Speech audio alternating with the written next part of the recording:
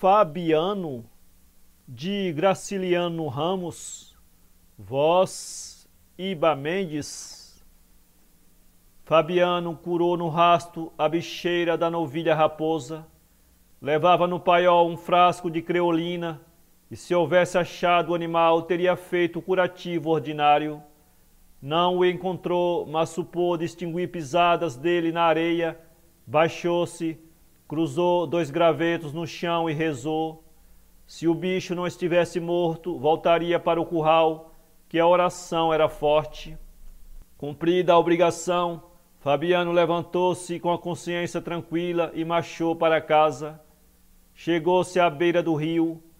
A areia fofa cansava-o, mas ali na lama seca andava sem dificuldade. As alpercatas dele faziam chap-chap, os badalos dos chocalhos que lhe pesavam no ombro, pendurados em correias, batiam surdos. A cabeça inclinada, o espinhaço curvo, agitava os braços para a direita e para a esquerda.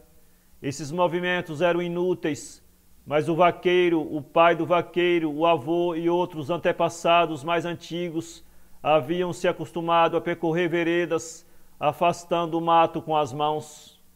E os filhos que o seguiam já começavam a reproduzir o gesto hereditário.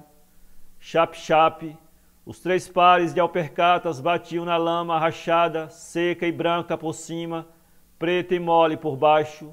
A lama da beira do rio, calcada pelas alpercatas, balançava.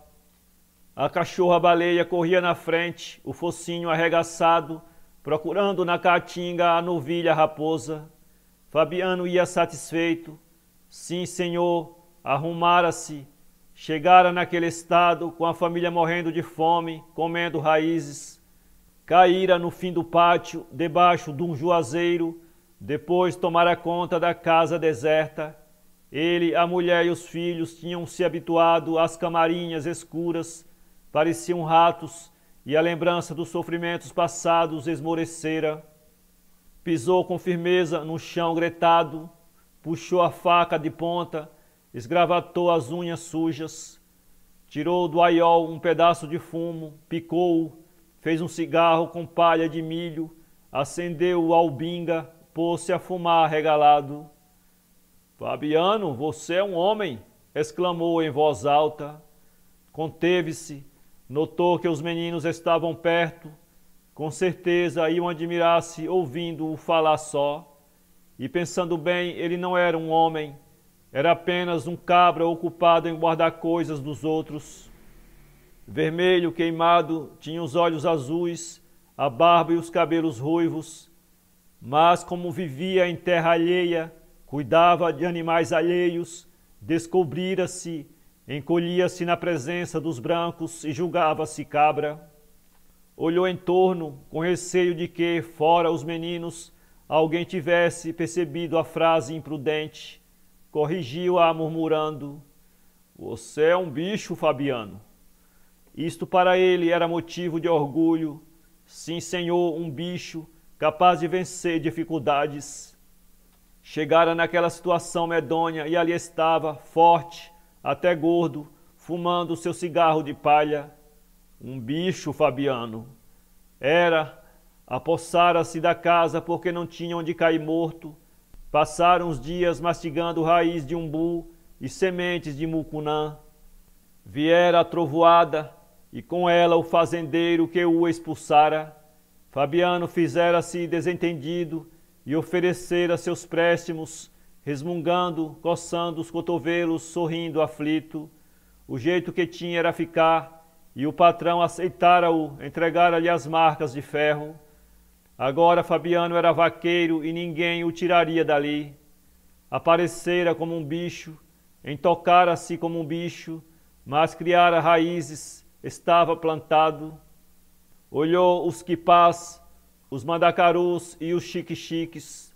Era mais forte que tudo isso, era como as catingueiras e as baraúnas. Ele, Sinhá Vitória, os 2 filhos e a cachorra-baleia estavam agarrados na terra. Chap-chap, as alpercatas batiam no chão rachado, o corpo do vaqueiro derreava-se, as pernas faziam 2 arcos, Os braços moviam-se desengonçados, parecia um macaco. Entristeceu, considerasse plantado em terra alheia, engano. A sina dele era correr mundo, andar para cima e para baixo à toa como judeu errante. Um vagabundo empurrado pela seca, achava-se ali de passagem, era hóspede. Sim, senhor, hóspede que se demorava demais, tomava amizade à casa, ao curral, ao chiqueiro das cabras, ao juazeiro que os tinha abrigado uma noite. Deu estalos com os dedos, a cachorra-baleia aos saltos, veio lamber-lhe as mãos grossas e cabeludas. Fabiano recebeu a carícia, enterneceu-se. Você é um bicho, baleia. Vivia longe dos homens, só se dava bem com animais. Os seus pés duros quebravam espinhos e não sentiam a quentura da terra. Montado, confundia-se com o cavalo, grudava-se a ele e falava uma linguagem cantada, monossilábica e gutural que o companheiro entendia. A pé não se aguentava bem, pendia para um lado, para o outro lado, camboio, torto e feio. Às vezes utilizava nas relações com as pessoas a mesma língua com que se dirigia aos brutos, exclamações, onomatopeias. Na verdade, falava pouco. Admirava as palavras compridas e difíceis da gente da cidade, tentava reproduzir algumas em vão, mas sabia que elas eram inúteis e talvez perigosas. Uma das crianças aproximou-se, perguntou-lhe qualquer coisa. Fabiano parou, franziu a testa, esperou de boca aberta a repetição da pergunta. Não percebendo o que o filho desejava, repreendeu-o. O menino estava ficando muito curioso, muito encherido. Se continuasse assim, metido com o que não era da conta dele, como iria acabar? Repeliu o vexado. Esses capetas têm ideias. Não completou o pensamento, mas achou que aquilo estava errado. Tentou recordar o seu tempo de infância, viu-se miúdo, enfesado, a camisinha encardida e rota, acompanhando o pai no serviço do campo, interrogando-o debalde. Chamou os filhos, falou de coisas imediatas, procurou interessá-los, bateu palmas. Eco! Eco! A cachorra-baleia saiu correndo entre os alastrados equipás, farejando a novilha raposa. Depois de alguns minutos voltou desanimada, triste, o rabo murcho. Fabiano consolou-a, afagou-a, queria apenas dar um ensinamento aos meninos. Era bom eles saberem que deviam proceder assim. Alargou o passo, deixou a lama seca da beira do rio, chegou à ladeira que levava ao pátio, e inquieto, uma sombra no olho azulado. Era como se na sua vida houvesse aparecido um buraco. Necessitava falar com a mulher, afastar aquela perturbação, encher os cestos, dar pedaços de mandacaru ao gado. Felizmente, a novilha estava curada com reza. Se morresse, não seria por culpa dele. Eco! Eco! Baleia voou de novo entre as macambiras inutilmente. As crianças divertiram-se, animaram-se, e o espírito de Fabiano se destodou. Aquilo é que estava certo. Baleia não podia achar a novilha num banco de macambira, mas era conveniente que os meninos se acostumassem ao exercício fácil, bater palmas, expandir-se em gritaria, seguindo os movimentos do animal. A cachorra tornou a voltar, a língua pendurada, arquejando. Fabiano tomou a frente do grupo, satisfeito com a lição, pensando na égua que ia montar, uma égua que não fora ferrada nem levara a sela. Haveria na caatinga um barulho medonho.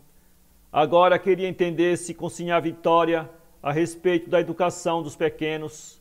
Certamente ele não era culpado, entregue aos arranjos da casa, regando os craveiros e as panelas de lona, descendo ao bebedouro com um pote vazio e regressando com um pote cheio, deixava os filhos soltos no berreiro, enlameados como porcos, e eles estavam perguntadores, insuportáveis. Fabiano dava-se bem com a ignorância. Tinha o direito de saber? Tinha? Não tinha. Está aí. Se aprendesse qualquer coisa, necessitaria aprender mais e nunca ficaria satisfeito. Lembrou-se de seu Tomás da Bolandeira, dos homens do sertão, o mais arrasado era seu Tomás da Bolandeira. Por quê? Só se era porque lia demais. Ele, Fabiano, muitas vezes dissera: seu Tomás, vós-me-cê não regula, para que tanto papel? Quando a desgraça chegar, seu Tomás se estrepa igualzinho aos outros. Pois viera a seca, e o pobre do velho, tão bom e tão lido, perdera tudo, andava por aí mole, talvez já tivesse dado o couro às varas, que pessoa como ele não podia aguentar um verão puxado. Certamente aquela sabedoria inspirava respeito, quando seu Tomás da Bolandeira passava, amarelo, sisudo, corcunda, montado num cavalo cego, pé aqui, pé acolá. Fabiano e outros semelhantes descobriam-se, e seu Tomás respondia tocando na beira do chapéu de palha, virava-se para um lado e para outro, abrindo muito as pernas calçadas em botas pretas com remendos vermelhos. Em horas de maluqueira, Fabiano desejava imitá-lo, dizia palavras difíceis, truncando tudo, e convencia-se de que melhorava. Tolice. Via-se perfeitamente que um sujeito como ele não tinha nascido para falar certo.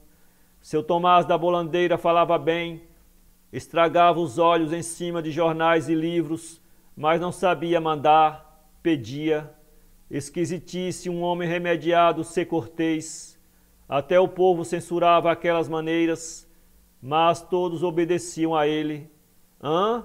Quem disse que não obedeciam? Os outros brancos eram diferentes. O patrão atual, por exemplo, berrava sem precisão. Quase nunca vinha à fazenda, só botava os pés nela para achar tudo ruim. O gado aumentava, o serviço ia bem, mas o proprietário descompunha o vaqueiro. Natural. Descompunha porque podia descompor, e Fabiano ouvia as descomposturas com um chapéu de couro debaixo do braço, desculpava-se e prometia emendar-se. Mentalmente jurava não emendar nada, porque estava tudo em ordem, e o amo só queria mostrar autoridade, gritar que era dono. Quem tinha dúvida? Fabiano, uma coisa da fazenda, um traste, seria despedido quando menos esperasse. Ao ser contratado, receber o cavalo de fábrica, perneiras, gibão, guarda-peito e sapatões de couro cru, mas ao sair largaria tudo ao vaqueiro que o substituísse. Sinhá Vitória desejava possuir uma cama igual à de seu Tomás da Bolandeira, doidice. Não dizia nada para não contrariá-la, mas sabia que era doidice. E estavam ali de passagem. Qualquer dia o patrão os botaria fora, e eles ganhariam o mundo sem rumo, nem teriam meio de conduzir os cacarecos. Viviam de trouxa arrumada, dormiriam bem debaixo de um pau. Olhou a caatinga amarela que o poente avermelhava. Se a seca chegasse, não ficaria planta verde. Arrepiou-se, chegaria naturalmente. Sempre tinha sido assim, desde que ele se entendera. E antes de se entender, antes de nascer, sucederam o mesmo, anos bons misturados com anos ruins. A desgraça estava em caminho, talvez andasse perto. Nem valia a pena trabalhar. Ele marchando para casa, trepando a ladeira, espalhando seixos com as alpercatas, ele se avizinhando a galope, com vontade de matá-lo. Virou o rosto para fugir à curiosidade dos filhos, benzeu-se, não queria morrer, ainda tencionava correr mundo, ver terras, conhecer gente importante como seu Tomás da Bolandeira. Era uma sorte ruim, mas Fabiano desejava brigar com ela, sentir-se com força para brigar com ela e vencê-la. Não queria morrer, estava escondido no mato como tatu, duro, lerdo como tatu, mas um dia sairia da toca, andaria com a cabeça levantada, seria homem. Um homem, Fabiano.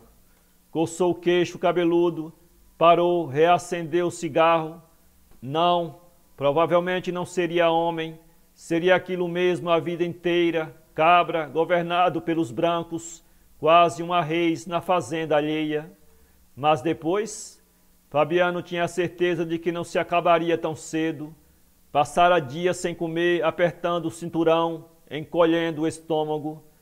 Viveria muitos anos, viveria um século, mas se morresse de fome ou nas pontas de um touro, deixaria filhos robustos que gerariam outros filhos.